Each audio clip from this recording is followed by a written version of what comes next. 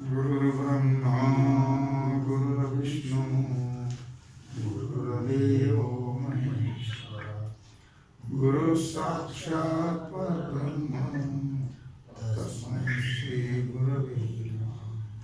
शंकरं शंकराचार्यं केशवं बादरायणं सूत्रभाष्यकृतो वन्दे भगवन्तौ पुनः पुनः। विचार सागर रहस्य। ज्या व्यक्तीशी आपण बोलत आहात त्याने तरंग 6वा हेडिंग 20वे दृष्टी सृष्टीवादाचं स्वरूप शंका व समाधान। पाठ क्रमांक 74 चालू आहे का? बंद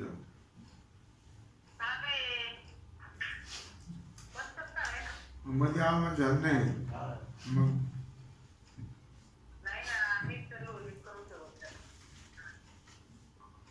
तुम्ही काय करता आम्हाला खूप दिसते।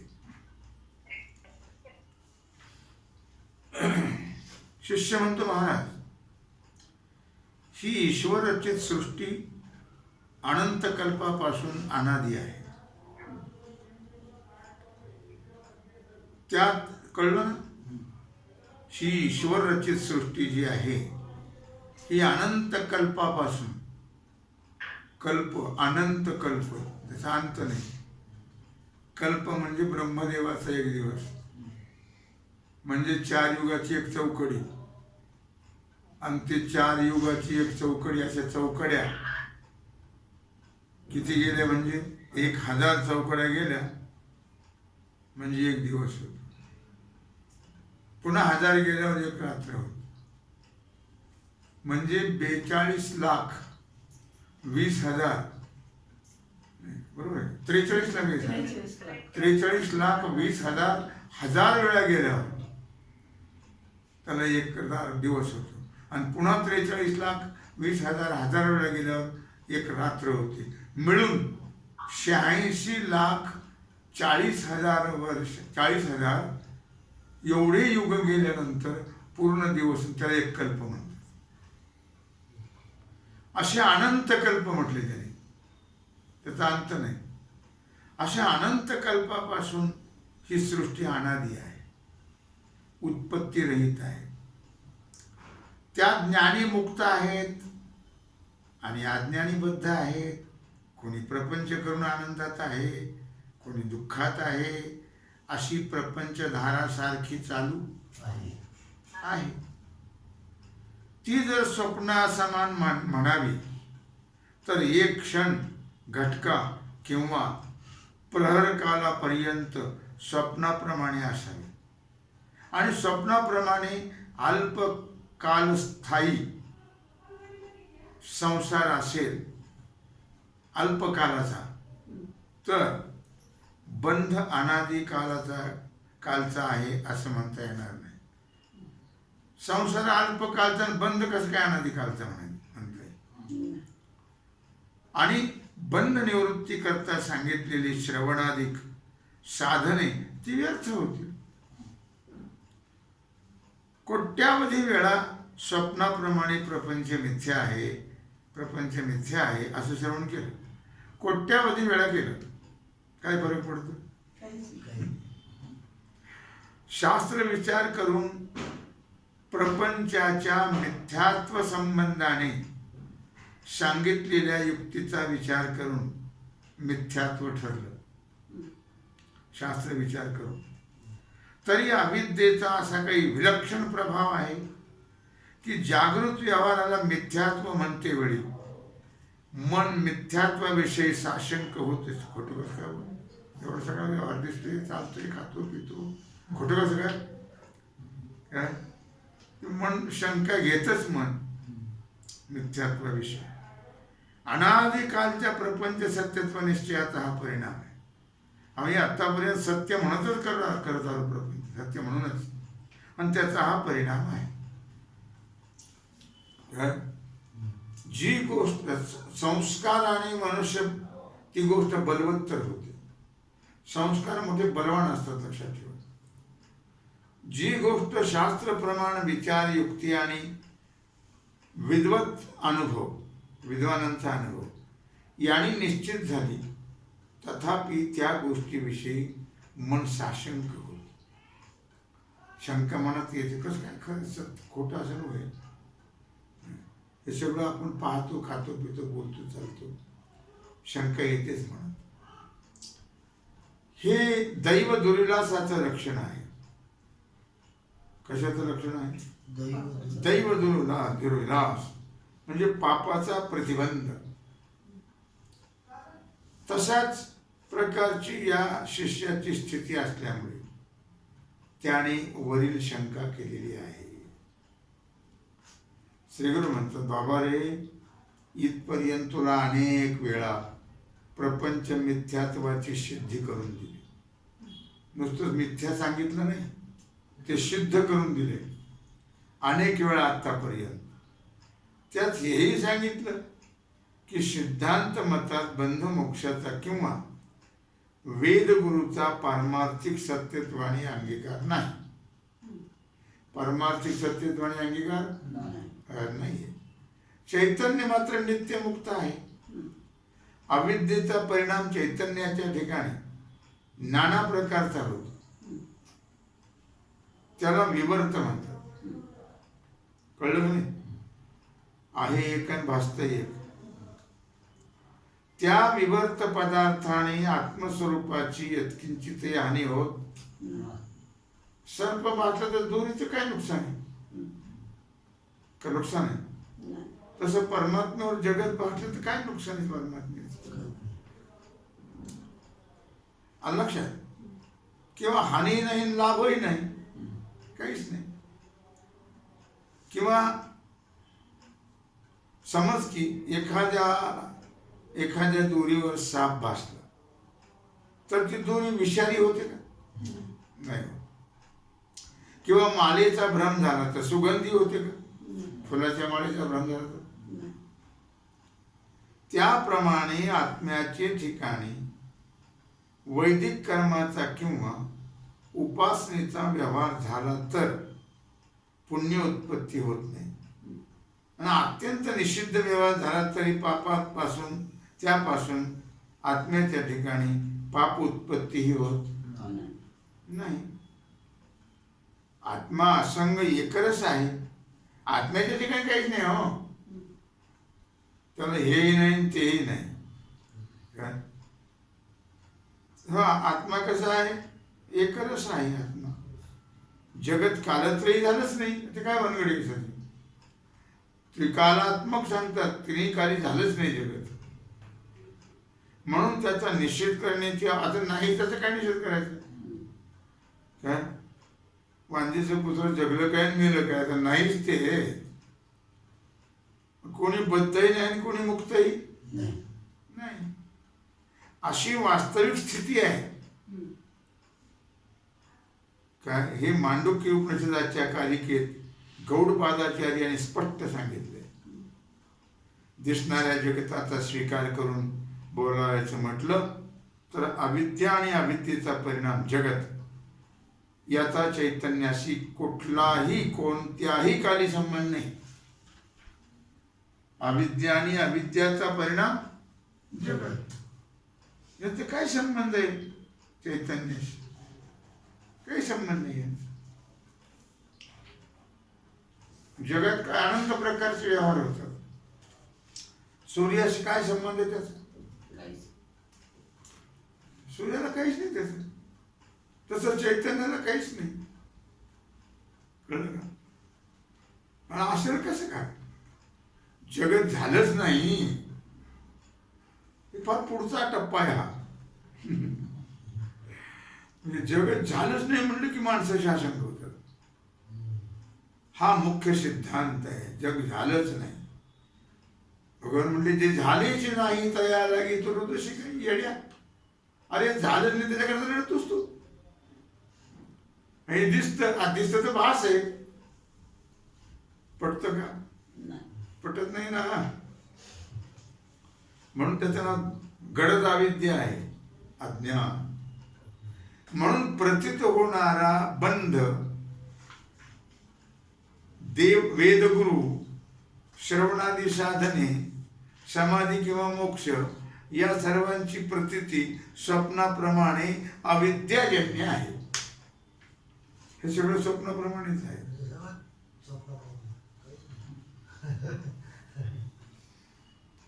अविद्येपासून निर्माण होतो.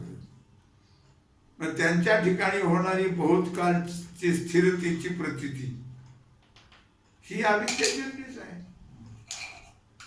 हा खोटा व्यवहार आधी अविद्येपासून निर्माण झाला आणि तो खरा वाटतो तेही अविद्येपासूनच. स्थिरतेची प्रतीती नाही. स्थिर आहे का? नाही. कालचं आज नाही, आजचं उद्या नाही. हे सगळं कसं आहे? अविद्याजन्य आहे. अज्ञानामुळे हे सगळं भासते. हा सिद्धांत न जाणता किंवा अनंत कालाच्या संस्काराने पुन्हा पुन्हा निष्कारण प्रपंच सत्य वाटत असल्यामुळे असा प्रश्न निर्माण होतो की स्वप्नाप्रमाणे जागृती मिथ्या असेल तर क्षणभर किंवा घटकाभर प्रतीत व्हावी. पुन्हा बरं का काय म्हणतात ते? स्वप्नाप्रमाणे जर जागृती मिथ्या आहे तर जसं स्वप्न किती वेळ असतं? क्षणभर. तसं क्षणभर प्रतीती यावी. पण पुन्हा तो विचार करणं आवश्यक आहे ना. अरे निद्रा दोषामुळे क्षणमात्र असणाऱ्या स्वप्नामध्ये अध्यापक, अध्ययन, वेद, शास्त्र, पुराण, अध्ययन करता, कर्म, कर्मफळ यांची प्रतीती होते. कळलं काय? काय सांगितलं? अरे बाबा कशाला हे सगळं स्वप्नात कशामुळे वाचतं? कशामुळे वाचतं? निद्रा दोष. निद्रा दोषामुळे वाचतं. म्हणजे सगळं त्याच्यामुळेच वाचतं स्वप्नात. म्हणजे अध्यापक असेल, अध्ययन असेल, वेद, शास्त्र, पुराण, अध्ययन करता, कर्म, कर्मफळ हे सगळे जे प्रतीत होतात आणि त्याच्या ठिकाणी सत्यतेची आणि स्थिरतेची भ्रांती होते. स्वप्नात काय असं वाटतं का? एक क्षण बंबरी नाही वाटत. सत्य स्थिर आहे, भ्रम होतो. तसं जागृतीचे पदार्थ हे सर्व मिथ्या आहेत. त्यांचे ठिकाणी असणारी सत्यतेची व स्थिरतेची प्रतीती होते, तो भ्रम आहे. कळलं? सत्यतेची आणि स्थिरतेची भ्रम आहे, तो प्रतीती होते. ती जागृतीतले पदार्थ सर्व कसे आहेत? हे सगळं दिसणारे काच आहे, मिथ्या आहे, मिथ्या. कळलं का? त्यांच्या ठिकाणी असणारी सत्यतेची, स्थिरतेची प्रतीती आम्हाला ते सत्य वाटतं, स्थिर वाटतं. हा जो अनुभव आहे प्रतीती म्हणजे तो भ्रम आहे. कळलं? तो समूळ काय आहे? भ्रम. अवघड आहे का नाही सगळं? यावरून तू असा निश्चय कर की मी तुझा गुरु, तुला केलेला उपदेश, तू शिष्य आणि तुला प्राप्त होणारा मोक्ष हे सर्वच मिथ्या आहे, असा निश्चय करतो. काय काय निश्चय कर? की मी तुझा गुरु, तुला केलेला उपदेश, तू शिष्य आणि तुला प्राप्त होणारा मोक्ष हे सगळं असं आहे मिथ्या. कारण मोक्ष सुद्धा मिथ्याच आहे. कसं काय? सापेक्षिक येतो. बंधामुळे मोक्ष म्हणले, बांधत नाही तर सोडायची काय कारण येते? कळलं? असं आग्रत देवाला स्वप्नामध्ये मिथ्या प्रतीतीचे विषय गुरुदेवाधिक, वेदाधिक अनिर्वचनीय उत्पन्न झाले.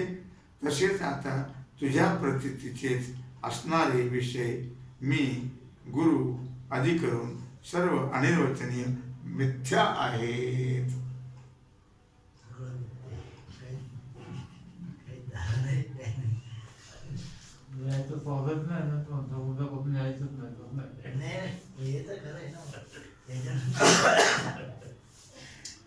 हेडिंग 21 आहे. कळलं तर बरं झालं हो. तेच ना, नाहीतर काय. कळत तर नाही ना असं येतं. बाकी करायची काहीच नाही मग. स्वप्नसृष्टीतील अग्रदेवाच्या कथेचा प्रारंभ. शिष्य म्हणतो, महाराज अग्रदेवाचं स्वप्न सविस्तर ऐकावं अशी इच्छा आहे. श्रीगुरु म्हणतात, सांगतो ऐक. अग्रदेव नावाचा कोणी एक अनादी कालापासून झोपलेला होता. बरं का? अग्रदेव नावाचा कोणी मनुष्य, तो अनादी कालापासून झोपला होता. कधी झोपला होता माहितीच नाही. अनादी म्हणजे उत्पत्ती नाही, त्याला काही गणतीच नाही. प्रस्तुत आपण पाहतो हा सर्व व्यवहार स्वप्न अशी कल्पना करून अग्रदेवाची गोष्ट सांगितली आहे. हे सगळं कल्पनात्मक आहे, लक्षात घे. हे सर्व कल्पनात्मक किंवा मिथ्या आहे अशी कल्पना करूनच हे सर्व व्यवहार कसा आहे, स्वप्नाप्रमाणे अशी कल्पना करून ही अग्रदेवाची गोष्ट सांगितलेली आहे. त्याला स्वप्न पडलं. कोणाला तो फार दिवस झोपला होता ना, किती झोपला होता त्याला माहित नाही, आणि त्याला पडलं स्वप्न. त्याने असं पाहिलं की 22 शरीराचे अमंगलत्व. मी चांडाळ असून अनंत दुःखे भोगीत आहे. का? मला दुपारी स्वप्न पडलं झोपल्यावर. आणि मंडळी स्वप्नात आली, विचार सगळ्यात पाठ कधी सुरू करतात. म्हटलं तू 4 वाजले नाही आता काय खरं आहे काय? शरीराचे अमंगलत्व. मी चांडाळ असून अनंत दुःखे भोगीत आहे. त्याला स्वप्न पडलं बरं का. अस्थि, मज्जा, रुधिर, त्वचा, मांस, मेद आणि वीर्य या सप्त धातूंनी माझं मुख भरलेलं आहे. बरं का? त्याला स्वप्न पडलंय अग्रदेवाला. नरकातील भयंकर प्रसंगाचे वर्णन. अग्रध, बरं का, अधिक ग्रध, नाही इच्छा असा इच्छा नसलेला. अग्रध, ग्रध म्हणजे इच्छा, इच्छा नसलेला, त्याचं नाव अग्रध आहे. इच्छा नसलेला. अ म्हणजे नाही, ग्रध म्हणजे इच्छा.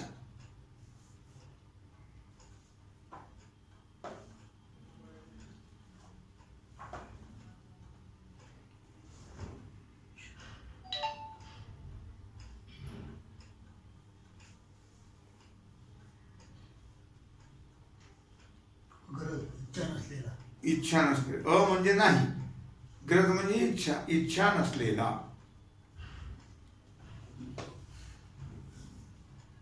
ती विषय. नरकातील भयंकर प्रसंगाचं वर्णन. ज्या वनामध्ये भयंकर व्याघ्र सर्पादी प्राणी आहेत, अशा वनात विचित्र स्थाने दिसत आहेत. कुठे भयंकर प्राणी मला भक्षण करण्याकरता माझ्याकडे धावून येत आहेत. कुठे रक्ताने भरलेल्या कुंडात पडलेले प्राणी दुःखाने हाहाकार करत आहेत. कुठे तापलेल्या लोखंडाचे खांबाला बांधलेले प्राणी रडत आहेत. कुठे तापलेल्या वाळूतून अनवाणी पायाने जीवाना चालवत आहेत. आणि त्यांना चालताना यमदूत लोखंडाच्या तापलेल्या दंडाने मारत आहेत. अशा रीतीची त्यांनी अनंत भयंकर स्थाने पाहिली. कुठं? स्वप्नात. त्याला एकदा असंही दिसलं स्वप्नात, आपण पापकर्म करून असल्या भयंकर दुःखाला प्राप्त झालो, असं एक स्वप्नात दिसलं. 24 शेळी. आता हे झालं नरकाचं वर्णन. कशाचं वर्णन आहे? नरकातील भयंकर प्रसंगाचं वर्णन. आता स्वर्गाचं वर्णन. 24 शेळी. कुठे उत्तम ठिकाणी देव विराजमान आहेत, त्या देवांचे दिव्य भोग आहेत. अमृत दर्शनाने, आत्मामृत दर्शनाने त्यांना तृप्ती होते. अमृत म्हणजे आत्मा. म्हणून क्षुधेची किंवा तृषेची पीडा नाही. अशी मलमूत्र रहित प्रकाशमान शरीर देवाची आहेत, ज्यांचे सर्व शरीर दोषरहित असून सुगंधी आहेत. काय अशा उर्वशीसारख्या अप्सरा देवापुढे नृत्य करत आहेत. कधी कधी देव त्यांच्याबरोबर रममाण होतात, कधी इच्छेनुसार अप्सराला बरोबर घेऊन उत्तम विमानातून विहार करतात. काय एकदा आपणही पुण्यवान होऊन दिव्य स्थाने बहुत कालपर्यंत अप्सराशी रममाण आहोत. अशी पुण्य समाप्ती बरोबर एकाकी मलमूत्राने भरलेल्या कुंडामध्ये पडलो, असं अग्रदेवाने कुठं पाहिलं? स्वप्न. एकदा असं पाहिलं की सर्वांचा अधिपती जो ईश्वर, त्याचे पुढे त्याचे सेवक उभे आहेत. कित्येक जीवांना तो ईश्वर व त्याचे सेवक दयाळू आहेत असं दिसतं. कित्येकांना ते भयंकर प्रतीत होतात. त्या वनात असणाऱ्या जीवांना त्यांच्या कर्मानुसार तो ईश्वर फल देतो. काही ठिकाणी असंही पाहिलं. आता 25 शेरिंग भरतखंडाचं वर्णन लक्षात आलं का? ब्राह्मण वेदाध्ययन करीत आहेत भरतखंडामध्ये. इतर ठिकाणी हे नाही, हा प्रकार नाही कुठल्या देशामध्ये, फक्त भारत देशामध्ये. ब्राह्मण वेदाध्ययन करीत आहेत. कोणी यज्ञशाळेत उत्तम कर्मे करत आहेत, होम हवन चाललेलं आहे. कोणी गंगा नदीत पुण्यानिमित्त स्नान करत आहे. कुठे ब्रह्मनिष्ठ आचार्य मुमुक्षूंना ब्रह्मविद्येचा उपदेश करत आहेत. त्या ब्रह्मविद्येने मुमुक्षू मुक्त झालेले आहेत. या रीतीने अग्रदेवाने क्षणमात्र किती स्वप्न पडलं होतं? क्षणभर. आणि त्या क्षणभर स्वप्नामध्ये आश्चर्यकारक असे अनंत पदार्थ पाहिले.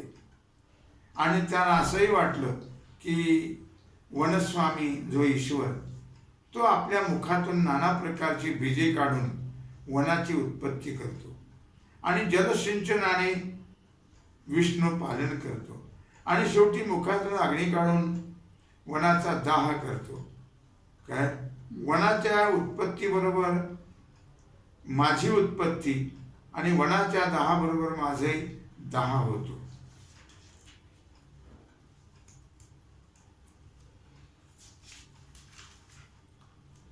वनाचा दाह करून वनस्वामी एकटाच राहतो. परंतु सर्व वनाचं बीज त्याच्या शरीरात असते. ही प्रतीती कुठं आली? स्वप्नातील वेद श्रवणाने अग्रदेवाला स्वप्नातच झाली ही प्रतीती. वारंवार आपलं जन्म मरण ऐकून या वनातून बाहेर निघण्यास उपाय काय? की ज्या उपायाने माझा हा चांडाळ भाव निवृत्त होऊन स्वतः सिद्ध असणारा देवभाव मला प्राप्त होईल. आचार्याने ब्रह्मविद्येचा उपदेश केला असता मुमुक्षू या वनातून बाहेर निघतो. असं पाहून अग्रदेव स्वप्नातच आचार्यांना विधीपूर्वक शरण गेला आणि आचार्यांनी त्याला मिथ्या संस्कृत ग्रंथाचा उपदेश केला. हेडिंग 26. मंगल व मंगलाच्या देवतेविषयी माहिती. आता इथं ग्रंथकर्त्याने दुसरी अग्रदेवाचं संपलं. हे सगळं त्याला स्वप्नात कसं दिसलं हे सगळं सांगितलं. आता या ठिकाणी ग्रंथकर्त्याने दुसरी माहिती दिलेली आहे. त्यातील सारांश आपण प्रथम यापुढे दिलेला आहे तो पाहू. काय कोणताही ग्रंथ लिहिण्याची पूर्वी मंगल करण्याचा संप्रदाय आहे. मंगलापासून पापाचा प्रतिबंध हो, नष्ट हो, ग्रंथ समाप्त हो. मंगल 3 प्रकारचा आहे. एक वस्तुनिर्देश रूप, दुसरं नमस्कार रूप आणि तिसरं आशीर्वाद रूप.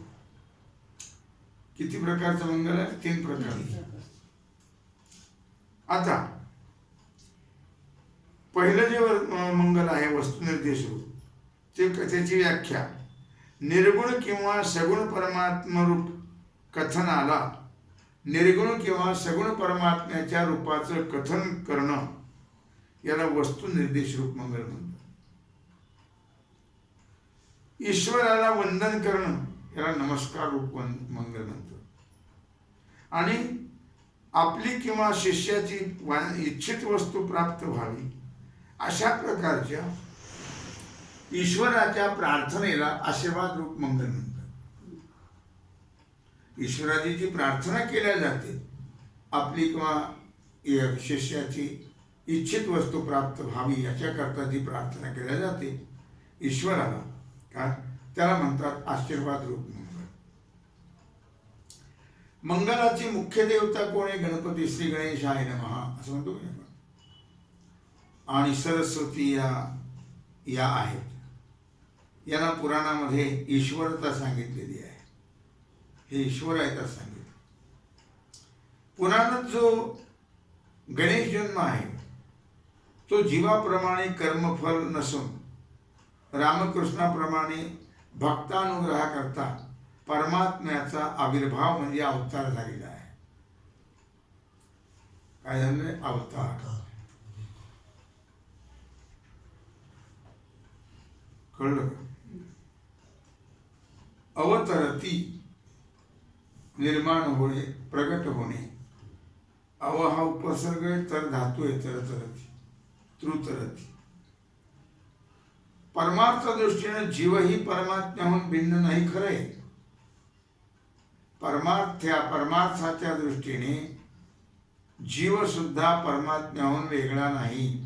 जीव ब्रह्मैव ना परा, हे खरं आहे. परंतु जीवाला जन्म मरणादी बंधाचा आत्म्याच्या ठिकाणी भ्रम आहे, अध्यास आहे. काय आहे? जीवाला जन्म मरणादी बंधाचा आत्म्याच्या ठिकाणी अध्यास होतो. माझा आत्मा मरतून जन्माला येतो, हा भ्रम आहे. तोच जीवांचा जीवपणा आहे. मी जन्माला येतो मरतो हा जो भ्रम आहे हाच जीवपणा आहे. ही जीवदशा आहे. काय? अज्ञानामुळे जीवदशा आणि अज्ञानामुळे हे वाटतं. तो गणेशाधिकाना नाही, देवताना हा नाही भ्रम. म्हणून ते जीव नाहीत. त्यांना भ्रम नाही म्हणून ते जीव नाही. त्यांना ईश्वरता आहे. याकरता ग्रंथाच्या आरंभी त्यांचं चिंतन करणं योग्य व आवश्यक आहे. ग्रंथ सुरुवातीला देवतेचं चिंतन करावं म्हणजे ग्रंथ निर्विघ्नपणाने पार पडतो. कळलं? आणि ते चिंतन करणं आवश्यक आहे, योग्य आहे. नामरूपाने ईश्वराचं कथन करण्यात सर्वांना ईश्वरता सांगण्याचा अभिप्राय आहे. नामरूपाने ईश्वराचं कथन करण्यात सर्वांना ईश्वरता सांगण्याचा अभिप्राय आहे. त्याशिवाय नामरूपाचं चिंतन करू शकत नाही मनुष्य. ईश्वर भक्ती आणि गुरुभक्ती विद्याप्राप्तीचं मुख्य साधन आहे. त्याच्याकरता नामरूपाची गरज आहे भगवंताच्या. मग गणपतीच्या नामस्मरणाने सर्व विघ्नाचा नाश होतो. गणपतीच्या चिंतना वाचून देवांचंही कार्य शेवटायला जात नाही. त्रिपुरवधामध्ये हा प्रसंग प्रसिद्ध आहे. ज्या शक्तीच्या साह्याने ईश्वर सृष्टी उत्पन्न करतो ती देवी सरस्वती ग्रंथ पूर्ण करण्यास माझ्या वाणीत येऊन बसो अशी प्रार्थना. लक्षात. आता 27 अशा प्रकारे झालेली सेवा भगवत चरणी समर्पित करून राहिलेला जो सेवेचा भाग आहे तो आपण उद्या पाहू. पुंडलिक वरदे हर विठ्ठल श्री ज्ञानदेव